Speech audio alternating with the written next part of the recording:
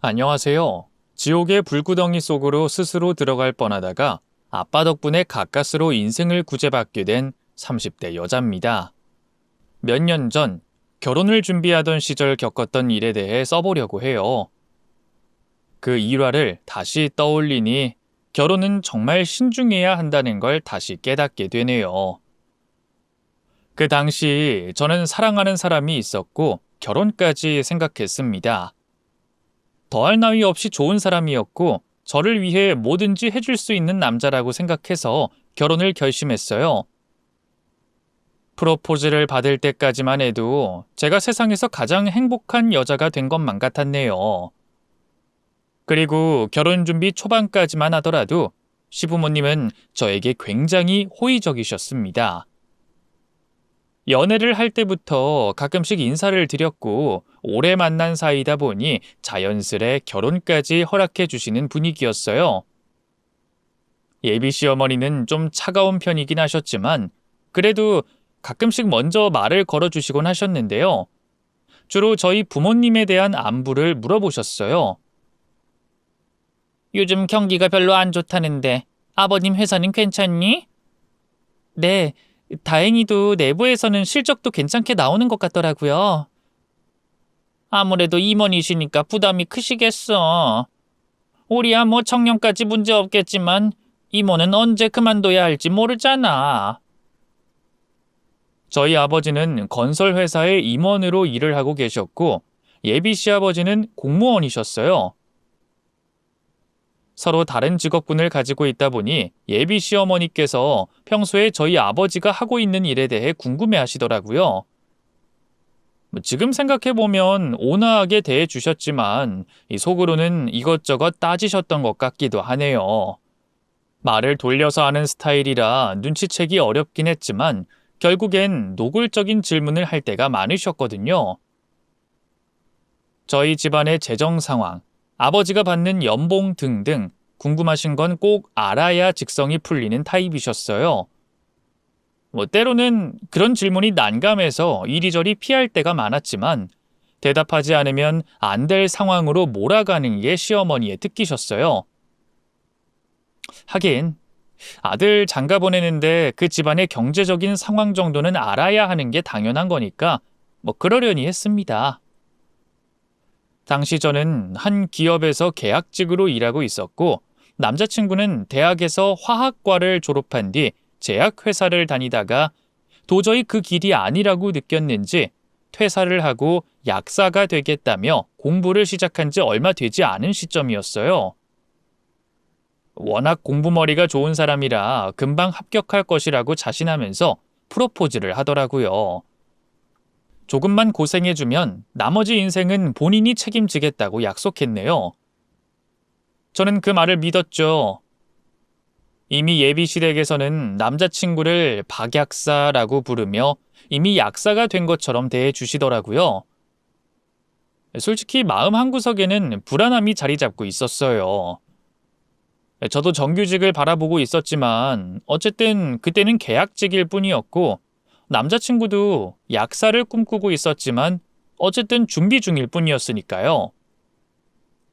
잘 될 거라는 희망 하나로 결혼을 약속하긴 했지만 너무 이른 결정이 아니었나 싶은 생각이 들긴 했어요. 하지만 그때는 제 나이가 결혼 정년기라고 생각했고 지금을 놓치면 기회는 없을 거라는 생각에 남자친구를 놓치고 싶지 않았던 것 같아요. 결혼에는 때가 있는 법이고 그 시기가 지나면 한참 기다려야 한다고 들었기 때문에 기회가 있을 때 잡아야 한다고 생각했네요. 그리고 무엇보다 남자친구를 너무 사랑했어요. 비록 신혼 때는 부족할지언정 같이 이겨나가다 보면 좋은 날이 올 거라 생각하고 있었던 것이죠. 저희 부모님도 지원을 아낌없이 해주시기로 했고요. 아무튼 그때까지만 해도 별탈 없이 결혼 준비를 하고 있었어요. 예식장을 투어하고 신혼여행지를 알아보며 행복한 날들을 보내고 있었죠. 하지만 그 행복은 그리 오래가지 못했습니다. 어느 날 아버지가 건설 현장에 방문하셨다가 사고를 당하셨다는 얘기를 듣고 일도 내팽개치고 병원에 달려갔어요. 생각보다 크게 사고를 당하셔서 다리에 큰 부상을 입으셨고 어쩌면 영영 걷지 못할 수도 있다는 의사의 말을 듣고 주저앉아 펑펑 울었습니다. 아빠는 그런 저를 진정시키며 아빤 괜찮아. 재활하면 나아질 수도 있대. 하시며 위로를 건네셨지만 눈물이 멈추지 않았어요. 어쩌면 아빠가 평생 휠체어를 타고 다녀야 될지도 모른다는 소식을 남자친구에게 전하니 저를 안아주며 같이 울더라고요. 그리고 이제는 자기가 아들로서 우리 집안의 책임자로서 최선을 다하겠다는 말을 해주더라고요. 그땐 그 말이 정말 고마웠어요. 아빠는 이제 더 이상 걸을 수 없었으니 회사에 다니지 못하고 쉴 수밖에 없었고 재활을 위해 꾸준히 병원에 다닐 수밖에 없었어요. 항상 깔끔한 모습으로 출퇴근을 하던 아빠의 모습은 온데간데 없고 휠체어에 탄 채 엄마의 도움 없이는 씻지도 못하는 어르신의 모습이 되어갔고 예전보다 부쩍 늙어가는 모습에 너무 마음이 아팠습니다. 예상하지 못했던 사고였기 때문에 더더욱 가슴이 찢어졌던 것 같아요. 은퇴를 하면 전국 배낭여행을 다니고 싶다고 했던 아빠의 꿈이 순식간에 무너졌으니 아빠 입장에서는 얼마나 원통하셨겠어요. 저희 집안에 재앙이 찾아온 이후로 단 하루도 웃는 날이 없었습니다. 아빠 입장에서는 매일 아침 눈 뜨는 게 고통이었겠죠. 저도 아빠만 보면 눈물이 나와서 일부러 마주치지 않으려고 애썼어요. 결혼식 날 제 손을 잡고 함께 걸어가려고 했는데 그마저도 어려워진 상황이잖아요. 아빠는 계속 저에게 미안하다고 하시더라고요. 딸이 결혼식을 올릴 때까지만이라도 건강하게 잘 지냈어야 했는데 이런 아픔을 남겨주게 돼 면목이 없다며 고개를 숙이셨어요. 그리고 예비 사위에게 너무 미안하다며 눈시울을 붉히시더라고요. 그런 모습을 보는데 저도 모르게 화가 나서 본의 아니게 아빠에게 큰 소리 쳤네요. 아빠가 대체 뭐가 미안한데? 재활 열심히 하면 다시 걷게 될지도 모른다며. 아빠는 앞으로 열심히 재활하고 건강해질 생각만 하면 돼. 우리 딸 결혼식 때만큼은 멋진 아빠로 곁에 있어주고 싶었는데 그러지 못할 것 같아서 자꾸 마음이 아프네. 그런 말 하지 마. 휠체어 타도 아빠의 멋짐은 감춰지지 않아. 언제나 멋지니까 걱정하지 말어. 우리 딸밖에 없네. 그러니까 웃어. 그래야 복을 받지. 겉으로는 괜찮은 척, 아닌 척 했지만 사실 저희 집안은 아빠의 사고로 인해 많은 것들이 달라졌습니다. 아빠가 회사의 임원이었기 때문에 은퇴하기 전에 결혼식을 올리려고 했던 건데 그것도 의미가 없어졌고 주례 대신 아버지가 덕담을 해주시기로 했는데 그것도 하지 않겠다고 하셨네요. 무엇보다 아빠의 자존감이 많이 떨어진 것 같았고 우울증마저 생긴 것 같아 딸로서 너무 걱정이 되더라고요. 아빠가 아픈데 제가 결혼을 강행하는 게 맞나 싶더라고요. 결혼을 미룰까 몇 번이고 여쭤봤지만 아빠는 딸에게 피해를 주고 싶지 않다며 예정돼 있던 결혼을 진행하라고 격려해 주셨어요. 사고 소식을 접한 예비 시부모님께서도 많이 걱정해 주시더라고요. 예비 시어머니께서는 특유의 돌려말하기 화법으로 저에게 물어보셨어요. 아이고, 갑작스럽게 사고를 당하셔서 어쩌니? 많이 힘드시겠어. 네가 옆에서 잘 해드려야겠네. 회사 다니는 건 아무래도 좀 어려우시지? 네, 집에서 쉬고 계세요. 재활치료도 하면서요. 재활치료 그거 효과가 있다니? 병원에서 상술 부리는 거 아니야? 비싸기만 하고. 그래도 할 수 있는 건 다 해보기로 했어요. 혹시 재활치료 받을 형편은 되신다니? 어려우면 우리가 좀 도울 수 있는데. 말씀만이라도 감사해요. 안 그래도 저희 아버지가 결혼식에 민폐 끼치는 것 같다면서 죄송해하세요. 죄송하긴 건강이 우선이지. 아유, 이제 임원 생활 관두게 되셔서 어떡해. 집안의 가장이셨는데. 재활치료 받으면서 돈도 많이 쓰실 거 아니니? 괜찮으실 거예요. 집안 상황은 좀 어때? 뭐 어렵거나 그러진 않니? 걱정이 되네. 걱정하실 만큼은 아니에요. 그래도 좀 힘들긴 하지? 임원이셨는데 갑자기 백수가 되셨으니 얼마나 허탈하실까? 회복하고 계세요. 괜찮으실 거예요. 하나밖에 없는 딸 결혼하니 해주고 싶은 게 얼마나 많으셨겠어. 그런데 이제 여건이 되지 않으니 답답하시겠지. 부모 마음이 원래 그래. 아버님이 집안 사정에 대해서 뭐라 말씀 안 하시니? 걱정할 정도는 아니라고 하셔. 아직은 그런 얘기 나누지 못했어요. 그래, 그 얼마나 경황이 없겠어.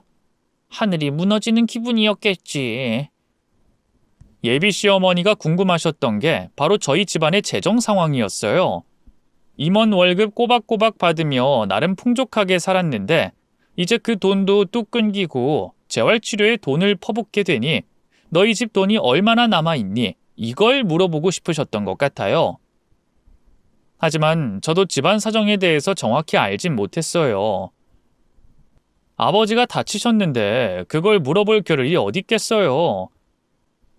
예비 시어머니는 끊임없이 저희 집안의 사정에 대해 알아내려고 질문을 많이 하셨지만 더 이상 해드릴 수 있는 말이 없었습니다. 이 와중에도 이런 게 궁금한가 싶어 솔직히 서운하기도 했네요. 정확히 그때부터 저는 묘하게 달라진 시댁 분위기를 느끼기 시작했어요. 어느 순간부터 댁에 방문할 때마다 예비 시부모님이 저를 별로 반기지 않는 기분이 들더라고요. 기분 탓이겠거니 생각하고 넘기려는데 왜 자꾸만 달라진 표정이 눈에 아른거리는 거예요. 그래서 혹시 안 좋은 일이 있으셨는지 남자친구에게 물어봤지만 그 사람은 달라진 분위기에 대해서 알아채지 못했어요. 그리고 갑자기 예비 시어머니가 저를 혼내기 시작하셨죠. 과일을 깎는데 왜 그렇게 깎냐며 갑자기 타박을 하시는 거예요. 아주 과일을 통으로 썰어버리네. 그러면 보는 사람이 맛있게 먹을 수 있겠어? 너 과일 하나 깎을 줄 모르니? 죄송해요. 과일 깎는 게 영 익숙치 않아서. 자랑이다. 네 나이 여자가 과일 하나 못 깎는다는 소리 들으면 부모님 얼굴에 먹칠하는 거야. 너희 부모는 너한테 과일 깎는 것도 안 가르쳐주디? 오늘따라 왜 이렇게 엄하게 구실까 당황스럽더라고요. 그 외에도 이것저것 트집을 잡으며 저를 혼내실 때가 몇 번 더 있었어요. 내가 편해지신 걸까? 아니면 싫어지신 걸까? 어쩌면 아빠의 사고로 인해서 결혼을 반대하고 싶어지신 게 아닐까? 오만 가지 생각이 들면서 울적해지더라고요. 그리고 며칠 후 예비 시어머니는 저에게 따로 연락을 해서 만나자고 하셨습니다. 단둘이 만났는데 평소와는 다른 분위기에 겁이 나더라고요. 무슨 말씀을 하실지 몰라 더 긴장이 됐네요. 예비 시어머니는 제 눈을 피하시더니 결국 마음속에 담고 있는 말을 내뱉으셨습니다. 결혼 말이다. 너무 섣부르게 생각하지 말고 다시 한번 생각해 보자꾸나. 네? 예식장을 잡았는데요. 그거야 뭐 위약금 대충 물고 취소하면 되는 거잖니. 아직 청첩장도 안 찍었고 다른 거 진행도 안 한 상태잖아. 사실 따지고 보면 뭐 결혼 준비한 것도 아니더만. 예식장이야 다시 잡으면 그만이지. 지금 그게 중요한 게 아니고 결혼을 신중하게 생각해보자는 거야. 갑자기 그런 말씀을 하시는 이유 여쭤봐도 될까요? 결혼이라는 중대사를 우리가 너무 가볍게 생각했던 것 같아서 그래. 천천히 다시 생각해보자는 거야. 일단 예식장 취소해라. 응? 아들한텐 내가 잘 말해놓을게. 아마 네가 그러자고 하면 아들도 따를 거다. 이럴 땐 어른 말 듣는 게 맞는 거야. 괜히 집안 어른 말 거역하면 나중에 후회한다. 얼마 전까지만 하더라도 아버님 퇴임하시기 전에 결혼식 올리는 게 좋다고 하지 않으셨어요? 최대한 빨리 하는 게 효도하는 거라고 하셨잖아요. 갑자기 이러시니까 솔직히 당황스러워요. 만나다 보니 우리가 맞지 않다는 걸 깨달았어. 잘 맞아도 결혼하고 부딪히는 게 결혼인데 아니다 싶으면 지금 끝내는 게 맞아. 그러니까 좀 더 생각해보자, 응? 결혼만 멈춰달라는 말씀이신가요? 결혼뿐만이 아니고 아들이랑 헤어져 달라는 뜻이야. 네? 헤어지라고요? 아, 그래. 어차피 되지도 않을 거 연애 길게 해서 뭐래. 일찌감치 헤어지는 게 낫지. 혹시 저희 아버지 사고 때문에 반대하시는 건가요? 여러모로 생각해보니 이 결혼은 영 아니다 싶었던 거지. 솔직히 너도 아직 공부 중인 남편 만나면 희생만 할 거잖니. 고생만 할 게 뻔한데 뭐가 좋다고 결혼을 일찍 하려고 그래. 막말로 결혼 후에 너희 집안 어르신이 생활비 대주시겠다고 하니 그럭저럭 굶진 않겠다 싶어서 결혼 허락해줬는데 이제는 직장도 잃게 되셨으니 너희도 동시에 밥줄도 끊긴 셈이잖아. 그뿐이겠니? 우리 아들 약사 되면 너희 집안 먹여 살려야 할 거 아니니. 너희 아버지 이제 직업도 없고 재활치료만 하다 보면 언젠가 적자가 생길 거 아니야. 그걸 누가 메꿔주겠어? 우리 아들이 책임져야 할 거 아니야. 그리고 결혼하고 나서도 네 아버지 네가 챙겨야 하는 거 아니니? 그럼 우리 아들 밥도 못 챙겨주고 홀로 방치할 거 아니니? 그럼 우리 아들 불쌍해서 어떡해? 이럴 거면 그냥 너도 결혼 취소하고 마음 편하게 효도하라는 뜻이야. 그게 너한테도 마음이 편하지 않겠니? 그리고 솔직히 말해서 너희 아버지도 그게 마음이 훨씬 편하실 거다. 사고 때문에 임원도 잘리고 허름한 몰골로 몇 없는 하객들 맞이하는 거 자존심 상하시지 않겠어? 평생 휠체어 타고 다녀야 한다며 그걸 어떻게 내 아들한테 감당하게 할 수 있냔 말이야. 너가 정말 양심이 있는 사람이라면 나한테 먼저 결혼 취소하겠다고 죄송하다고 하고 물러나야 맞는 거야. 그런데 뻔뻔하게 결혼식까지 하겠다고 나서니 내가 안 답답하겠어? 입장 바꿔 생각해봐. 네가 자식이 있다면 하루아침에 장애인 돼버린 사돈한테 네 귀한 자식 보낼 수 있겠니? 냉정하게 들릴진 모르겠지만 이게 부모 마음이야. 이런 말 직접적으로 해서 정말 미안하구나. 하지만 이렇게 말하지 않으면 네가 못 알아들을 것 같으니까 본의 아니게 상처 주게 됐네. 아버지는 제가 알아서 챙길 수 있어요. 그 사람한테 피해 주는 거 하나도 없게 할게요. 부모님 노후 준비도 다 돼 있으시고 두 분이서 잘 살 수 있어요. 저는 가정에 충실할 자신 있습니다. 그게 어디 쉽게 되겠니? 막상 가족이 돼보면 자식한테 의지해야 하는 게 부모의 인생이야. 어머니가 먼저 돌아가셔봐. 그러면 홀로 남은 아버지 누가 챙기겠어? 너랑 우리 아들이 챙겨야겠지. 그러면 걷지도 못하는 분을 돌아가실 때까지 모셔야 할 거 아니니? 이런 말 여기서 하기 좀 그렇지만 나는 우리 아들이 우리를 모셨으면 해. 다른 부모가 아니라 우리를 모셔야지. 그런데 지금 상황이 그렇게 흘러가고 있잖아. 너희가 애라도 낳아봐. 휠체어 타고 다니는 네 아버지한테 애를 맡길 수 있겠니? 결국 우리가 맡아줘야겠지. 이런 식으로 우리한테도 피해가 온다고. 내 말 무슨 말인지 알아들어? 나는 며느리 덕에 호강하고 싶지 희생하고 싶진 않단 말이야. 남들은 며느리 덕에 호강하고 사는데 나만 혼자 동떨어진 인생 살 순 없잖아. 우리도 행복하게 살고 싶어. 그러니까 이 결혼 다시 생각해보자. 응? 저한테 원하시는 게 결국 파혼이셨나 보네요. 어쩐지 요즘 너무 분위기가 다르다 싶었어요. 내가 면목이 없어. 하지만 파혼만 해줄 수 있다면 내가 두고두고 고마워하마. 아들한텐 네가 헤어지자고 해라. 물론 힘든 일이겠지만 지나고 보면 다 추억되고 귀한 경험이 될 거야. 나도 너한테 이런 말 꺼내는 날이 올 줄 몰랐어. 하지만 어쩌겠니? 이기적이라고 해도 할 수 없어. 그냥 내가 이기적인 사람 할게. 그러니까 너도 내 마음 조금이라도 이해해다오. 결국 아빠의 사고는 저만 안타깝고 좌절스러웠던 건가 봅니다.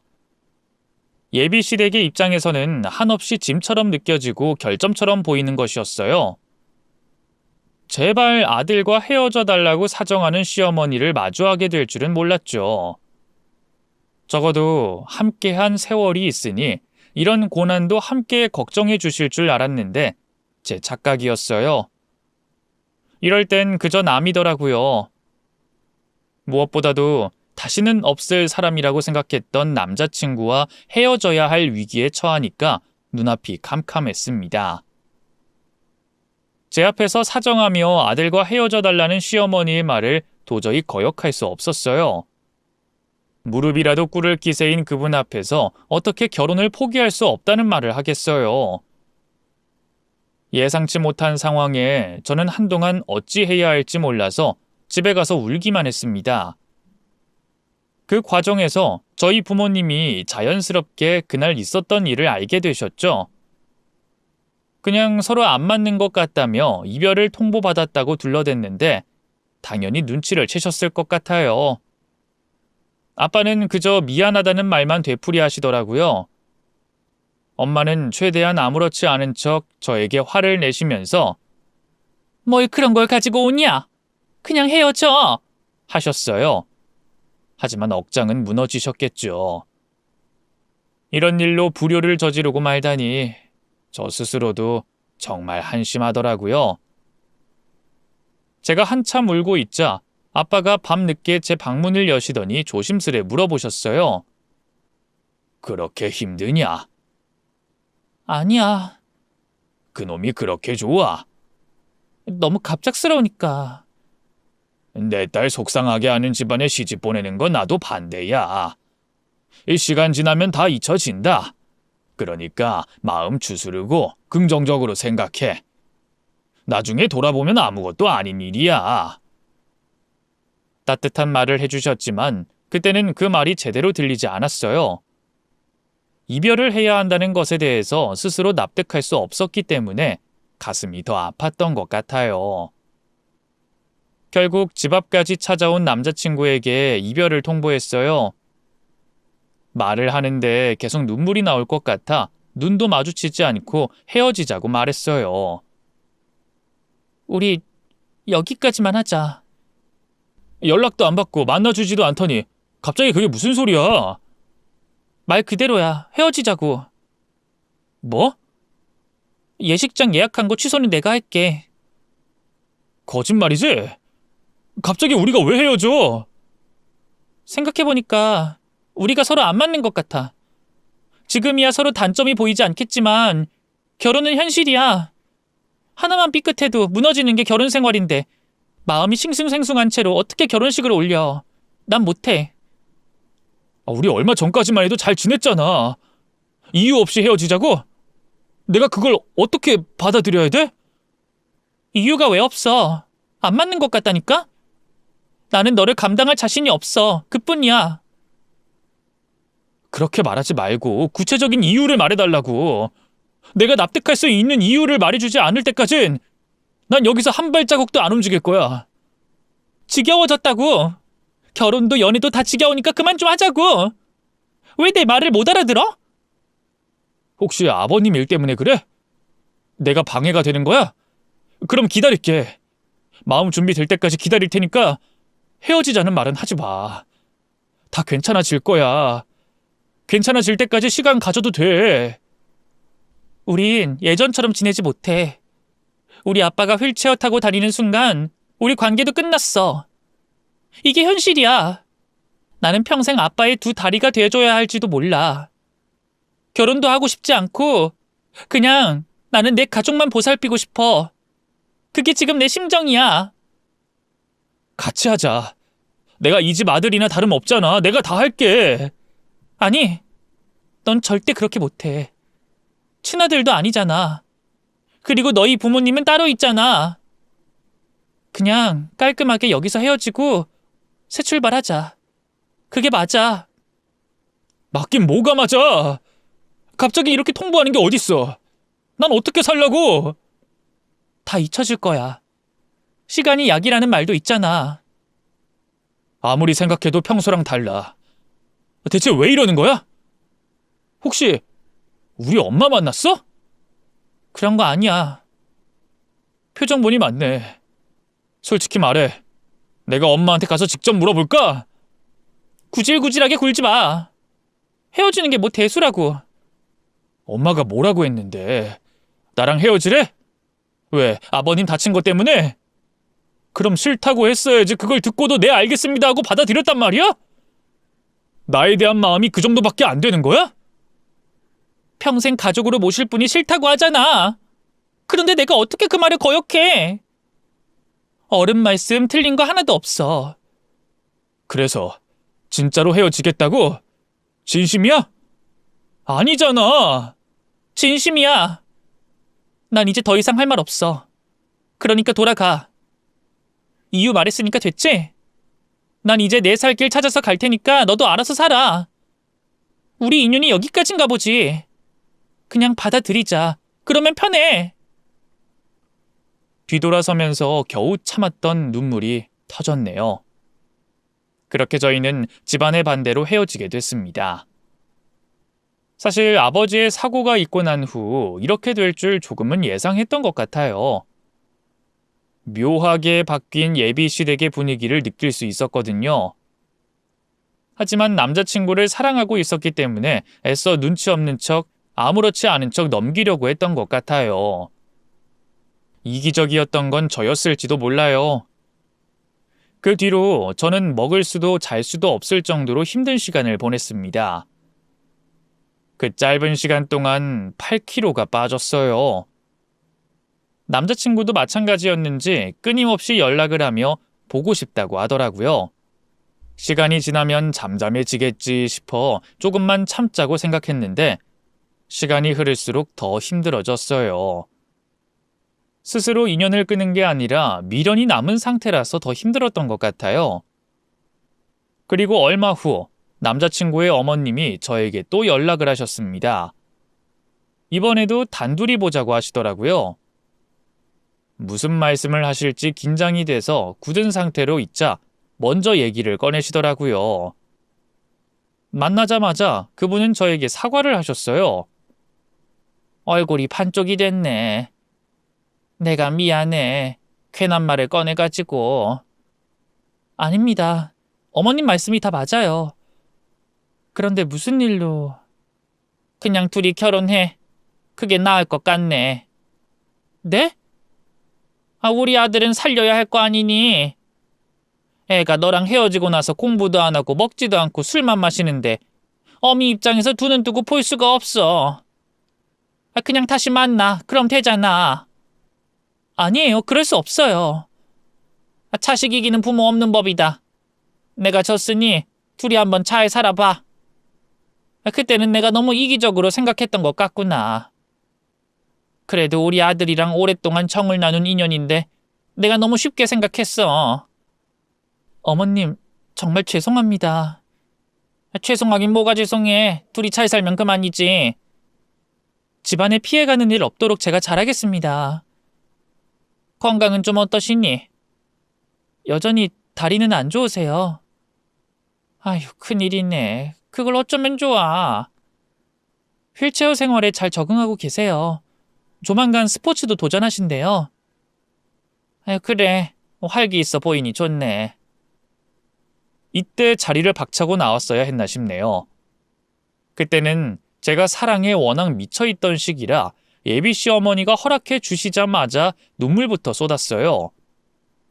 내 사랑이 드디어 이뤄지는구나. 위기를 극복하게 됐구나. 이제는 행복할 수 있다는 생각에 감격스러웠습니다. 불행 끝, 행복 시작인 줄 알았죠. 그때부터 저희는 다시 결혼 준비를 할 수 있었지만 어쩔 수 없이 예비 시부모님의 눈치가 보이는 게 사실이었어요. 워낙 반대를 심하게 하셨잖아요. 그게 자꾸 기억에 남더라고요. 저희 친정 부모님도 두 분 다 걱정을 하셨어요. 제가 힘들어한 걸 바로 옆에서 지켜보셨기 때문에 더 불안하셨나 봐요.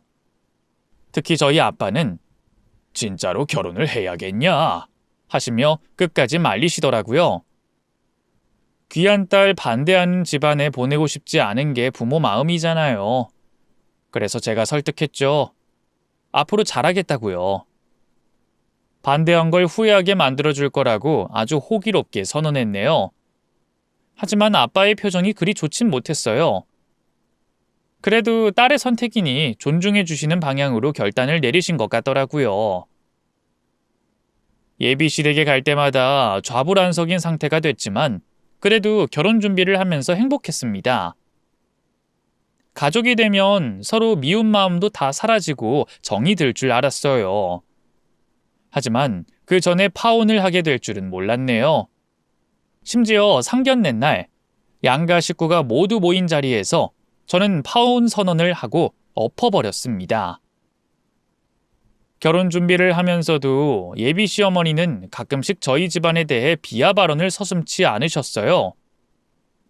워낙 자연스럽게 물 흘러가듯이 말을 내뱉으셨는데 그것도 참 기술이다 싶더라고요. 제가 살짝 정색하면 농담한 걸 가지고 왜 표정이 그러니?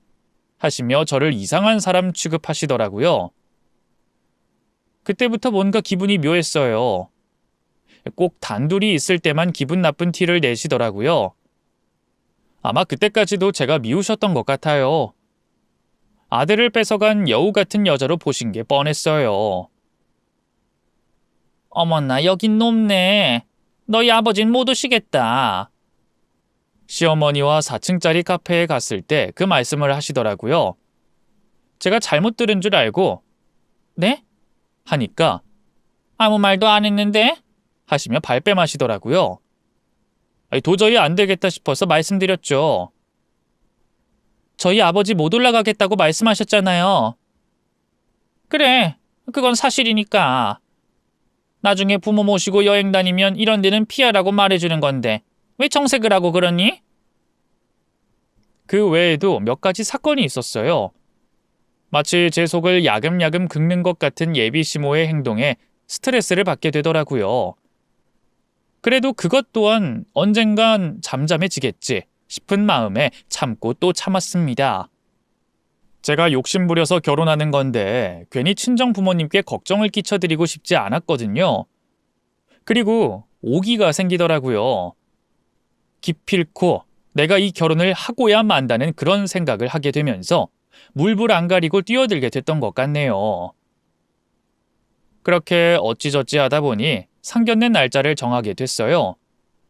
저희가 맞추겠다고 하니 웬일로 예비 시모가 적극적으로 나서더라고요. 너희 바쁠 텐데 상견례 자리는 내가 예약할게. 내가 아는 곳이 있는데 음식이 참 정갈하고 괜찮더라. 그때는 정말 감사했어요. 가뜩이나 결혼 준비해야 할 게 많은데 상견례 식사 자리를 대신 예약해 주시겠다고 하시니 한결 마음이 가볍더라고요. 워낙 미식가시니까 어련히 알아서 잘 해주시겠거니 생각하며 다른 것에 집중하고 있다 보니 어느새 상견례 날짜가 다가오게 됐어요. 예비 시모는 상견례 전 저희에게 식당 이름을 하나 찍어서 메시지를 보내주시더라고요. 그래서 제가 부모님을 모시고 그곳으로 향했죠. 그때까지만 해도 다가올 사건을 예상하지 못한 채 신나기만 했습니다.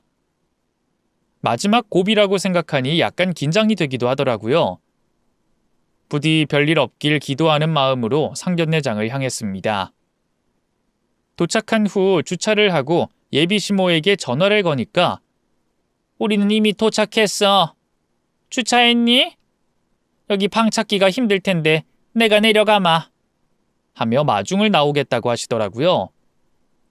부모님을 모시고 한식당으로 들어서는 순간 눈앞에 펼쳐진 광경을 보고 등골이 서늘하더라고요. 글쎄, 이 상견례장이 3층에 위치한 거예요. 심지어 엘리베이터도 없었습니다. 저희 가족 모두 표정이 굳어서 어찌해야 할지 모르고 있는데 위에서 예비 시모가 밝은 미소를 지은 채로 내려오더라고요. 어머, 오셨어요? 왜 안 오시고 거기 계세요? 저기 어머님, 식당이 3층에 있는데 엘리베이터가 없네요. 혹시 알고 계셨어요? 엘리베이터가 없어? 근데 여기 음식이 정말 맛있거든. 그래서 어렵게 예약한 건데 왜 그렇게 표정이 어둡니? 그게 아니라요. 저희 아버지가 휠체어 타고 오셨잖아요. 여기 몇 번 와보셨다면서요. 그러면 엘리베이터 없는 것쯤은 알고 계셨을 것 같은데 왜 여기를 예약하신 건지 이해가 잘 안 가서요. 왜 나한테 그래? 애써 좋은 식당 예약했구만. 저와 예비 시모의 분위기가 험악해지자 저희 아빠가 나서서 상황을 중재하셨어요. 아이고, 괜찮습니다. 모르고 예약하셨을 수도 있지요. 신경 쓰지 않으셔도 됩니다. 이건 정말로 일부러 그랬다고 볼 수밖에 없는 게 요즘 엘리베이터 없는 건물이 어딨나요? 일부러 엘리베이터가 없는 건물을 골라서 예약한 것 같은 느낌이었다니까요. 허름한 건물이었는데 인적도 드물고 여러모로 별로였어요. 심지어 맛집도 아니었고 상견례로 유명한 곳도 아니었습니다. 누가 이런 곳에서 상견례를 하나 싶을 정도로 뜬금없는 곳이었어요. 난처해하는 척하는 예비 시모의 표정을 보며 느꼈어요. 정말 끝까지 결혼을 반대하고 싶은 거구나. 내 입에서 파혼이라는 단어를 꺼낼 때까지 날 괴롭힐 생각이구나. 솔직히 저를 괴롭힐 때까지는 괜찮았어요. 하지만 저희 부모님을 모욕하는 건 얘기가 달라지죠. 휠체어 타는 아버지를 조롱한 거잖아요. 예비 시모는 거기다 대고 이런 말을 하더라고요. 어떻게 하시겠어요? 상견례 취소할까요? 보아하니 못 올라가실 것 같은데. 저희 아버지가 아니라고 어떻게든 올라갈 테니 먼저 올라가시라고 하니 예비 시모는 갑자기 웃으시며 아니, 다리를 못 쓰는데 어떻게 올라가시려고요? 업혀가시려고요? 하며 또 무례한 농담을 건네시더라고요. 이건 좀 아니잖아요. 저희 아버지가 그 농담을 듣더니 표정이 굳어지자 예비 시모가 또 무례한 발언을 던졌습니다. 상견례 날 참 난감하게 됐네요. 그래도 어떡해요? 예정된 상견례는 해야 하지 않겠어요? 천천히 여유 있게 올라오세요. 저는 먼저 올라가서 기다릴게요. 올라와서 연락 주시면 제가 또 마중 나올게요. 그래놓고 예비 시모는 먼저 올라가며 곁눈질로 아빠를 흘낏 보면서 혼잣말로 으이구, 기어서라도 올라가야지 하시는 거예요. 저희 아빠 면전에 대고 망언을 내뱉는 걸 들은 순간 저는 이성을 잃게 됐죠. 완전 열이 받아가지고 예비 시모를 불러 세웠네요. 어머님, 잠시만요. 응? 왜? 방금 뭐라고 하셨어요? 뭐가? 기어서라도 올라가라고요? 지금 우리 아버지 들으라고 그딴 소리 짓거린 거예요? 그딴 소리? 너 지금 나한테 모욕 주는 거니? 네. 어머님이 먼저 시작했잖아요. 얼른 사과하세요. 저희 아버지한테 무례했다고 사과하시라고요. 너 나한테 아주 못하는 말이 없다. 나더러 무릎이라도 꿇으라는 얘기니? 어디 예비 며느리 무서워서 우리 아들 장가 보낼 수나 있겠어? 그냥 애초에 결혼 반대하는 게 목표였다고 말씀하시지 그랬어요. 아들한테 미움받긴 싫고 며느린 미워 죽겠고 그래서 이딴 식으로 행동하는 거잖아요. 제가 모를 줄 알아요? 됐고요. 저 이 상견례 안 합니다. 결혼 안 해요. 됐어요? 분명 네가 말했어. 상견례 포기하겠다고 네가 말한 거야? 그나저나 어디서 감히 예비 시어머니한테 소리를 질러 버릇없게? 바로 그때였어요. 저희를 지켜보던 아빠가 갑자기 큰 소리로 그만! 하고 외치시는 거예요. 저희 둘의 시선이 그쪽으로 꽂히게 되자 아빠는 갑자기 뜬금없는 말씀을 꺼내셨어요. 파혼할 땐 하더라도 식사는 하고 가야지. 그리고 아빠는 휠체어 팔걸이를 갑자기 꽉 잡으시더니 천천히 일어나시는 거예요. 그리고는 기적처럼 벌떡 일어나셨어요. 너무 놀라서 입을 떡 벌리고 있자 아빠가 너무 자연스럽게 계단을 오르시는 거예요. 저뿐만 아니라 예비 시모도 너무 놀라서 어쩔 줄 모르더라고요. 저희 엄마는 자연스럽게 아빠 옆에서 계단을 오르셨습니다. 아빠, 이게 어떻게 된 일이야? 갑자기 어떻게 이럴 수가... 서프라이즈! 장난해 지금? 일단 들어가자. 배고프다.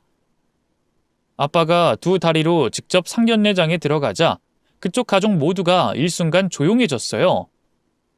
다들 놀라는 눈치더라고요. 그리고 어색한 식사가 시작됐죠. 아무도 말하지 않고 묵묵히 식사만 하며 눈치를 보다가 결국 저희 아빠가 먼저 입을 열었습니다. 보시다시피 제 두 다리가 멀쩡해졌습니다. 병원에서 재활치료 열심히 받은 덕분인지 금방 회복했어요. 이제는 휠체어 타지 않아도 되고 자식에게 부담 줄 일도 없습니다. 하지만 이 결혼만큼은 제가 파혼을 선언하고 싶군요. 그쪽도 아들이 귀하듯 저도 제 딸이 세상에서 가장 귀합니다. 저를 대하는 태도를 보니 우리 딸을 어떻게 대할지 눈에 훤히 보이더군요. 이로써 이 식사는 우리의 마지막 식사가 되겠습니다. 저희 딸도 이미 미련 접은 것 같으니 우리의 만남은 여기까지인 걸로 하시지요. 아빠가 강력하게 선언하자 아무도 토를 달지 못하더라고요. 남자친구는 고개를 푹 숙인 채로 아무 말도 하지 않았습니다. 그동안 내가 뭘 한 건가 허무하긴 했지만 그래도 예비 시모였던 그분의 밑바닥을 볼 수 있었기 때문에 다행이라 생각했어요. 그 모습을 보니 정말로 결혼에 대한 미련이 완전히 사라지더군요. 어안이 벙벙한 채로 식사를 마친 후 아빠를 따라 집에 돌아오게 됐습니다. 그제야 아빠에게 제대로 물어볼 수 있었어요. 아빠, 대체 어떻게 된 거야? 왜 나한테 말을 안 한 건데? 너한테 말하면 분명 그 집 식구들 귀에 들어갈 것 같아서 그랬어. 다리는 조금씩 나아지고 있었어. 병원에서도 경과가 좋다고 하더라. 그렇다고 딸을 속여? 어쩜 이래? 네가 하도 정신을 못 차리는 것 같아서 보여주고 싶었다. 장애 가진 사람을 어떻게 대하느냐에 따라 그 사람의 인격을 볼 수 있는 법이야. 그쪽 가족들 이미 글렀어. 그걸 핑계로 결혼을 반대할 때부터 너는 파혼을 했어야 했는데 너무 오래 시간을 끌었어. 이제라도 정신 차렸으니 됐다. 그러니까 파혼시키고 싶어서 일부러 휠체어 타고 상견례장 간 거야? 그 음식점 이미 내가 검색까지 해봤어. 아주 작정하고 사람을 무안하게 만들더라. 너 그런 집안에 시집 가잖아? 지옥 시작인 거야. 집안에서 반대하는 결혼하는 거 절대 아니다. 명심해. 그놈이 널 지켜줄 것 같지? 절대 아니야. 그놈도 결국엔 지 부모 버리지 못해. 너만 고생하는 거야. 아무튼 파혼하게 됐으니 10년 묵은 채증이 내려가는 것 같네. 아주 시원해. 그제야 아빠가 밝게 웃으시더라고요. 알고 보니 아빠는 이미 다리가 나았지만 사돈 쪽의 반응을 테스트하고 민낯을 보기 위해 거짓말을 했던 거였어요. 진짜 아빠의 다리가 멀쩡해진 걸 확인하고 어찌나 울었는지 몰라요. 그리고 그날 이후로 오히려 마음이 후련해지더라고요. 저 스스로 포기를 하게 되니까 오히려 홀가분해진 거 있죠. 남자친구에게 끊임없이 전화가 왔지만 받지 않았어요. 그리고 며칠 후 만나서 진짜로 이별을 통보했습니다. 너희 어머니가 나에게 어떤 발언들을 했는지, 어떤 상처를 줬는지, 그리고 우리 아빠에게 어떤 무례를 범했는지 낱낱이 알려줬어요. 그랬더니 미안하다고 사과를 하더라고요. 그래서 제가 이렇게 말했죠. 너가 우리 부모님을 포기할 수 없는 것처럼 나도 우리 부모님 포기 못해. 아빠가 반대하는 결혼 할 필요 없다고 생각해서 헤어지자고 하는 거야. 앞으로 내 맘 절대로 안 변하니까 나 붙잡지 마.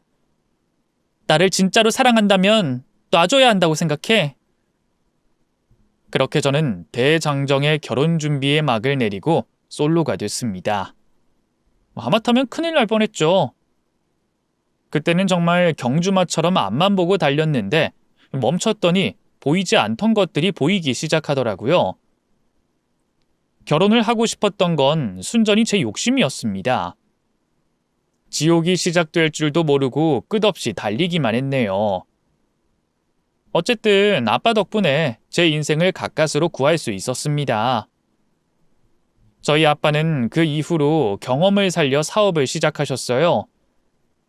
임원을 하셨을 때도 사업을 하고 싶어 하긴 하셨는데 괜히 손댔다가 망해서 노후 자금을 날리느니 그냥 안정적으로 살자고 생각하고 계셨는데 이 사고가 난 이후로 생각이 많이 바뀌셨나 봐요.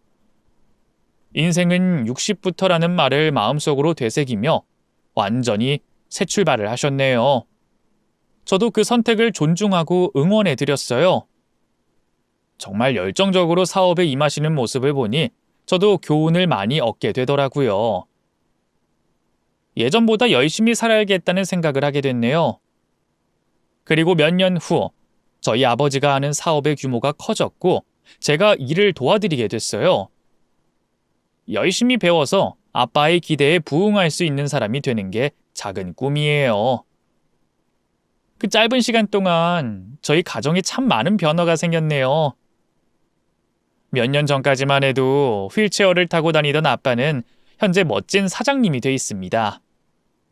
그리고 저는 아빠의 일을 배우며 새로운 분야에 도전하고 있어요. 그 사고가 아니었더라면 이렇게 변화된 모습을 볼 수 없었겠죠. 그리고 제가 이렇게까지 성장할 수 있었던 건 그때 위기가 있었기 때문입니다. 사업이 점점 확장됐을 때쯤 파혼했던 전 남자친구에게 다시 연락이 왔어요. 몇 년째 약사 시험을 준비 중인 상태였죠.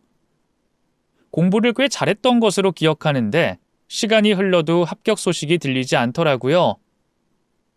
그 사람은 또 저에게 소식을 들려줬습니다. 나 또 떨어졌어.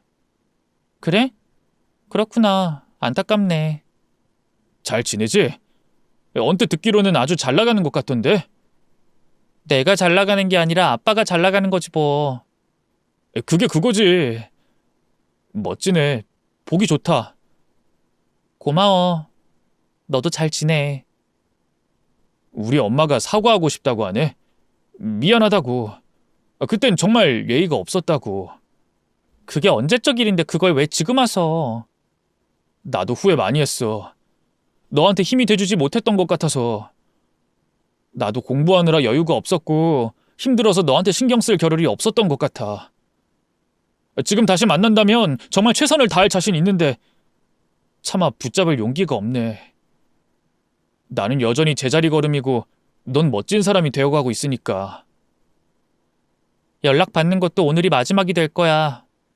앞으로는 연락 같은 거 안 해줬으면 좋겠는데. 끝났으면 깔끔하게 네 인생 살아. 지나간 인연 붙잡는 게 무슨 의미가 있겠니? 이미 끝난 건 미련 없이 잊어버려야지. 또 전화하면 번호 바꿀게. 그러니까 연락하지 마. 그 후로 더 웃긴 일이 벌어졌어요. 예비 시모였던 그분이 저한테 연락을 하신 거예요. 생각해보니 우리 아들의 인연이 너였던 것 같다.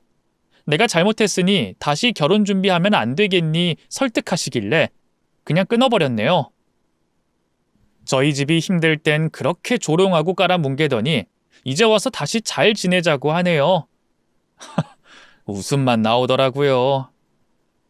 그 집안에 시집을 갔다면 전 얼마 버티지 못하고 이혼했을 것 같아요. 일찌감치 탈출한 걸 다행으로 생각해야죠.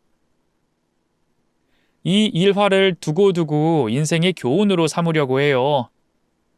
그런 의미에서 글을 남겨두고자 사연을 적어보네요. 부디 여러분들의 인생에도 도움이 됐으면 좋겠습니다. 지금은 여러 가지 이유로 번호를 바꾸는 바람에 그 가족의 근황을 알 길이 없네요. 아무튼 저는 제 인생 열심히 살면서 행복하게 지내겠습니다. 크게 한번 액땜한 덕분에 좋은 일들만 펼쳐지는 것 같아요.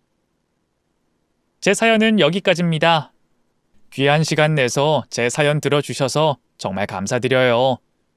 모두 즐거운 하루 보내시고 가족과 건강하고 행복하시길 바라겠습니다. 그럼 이만 전 들어가 볼게요.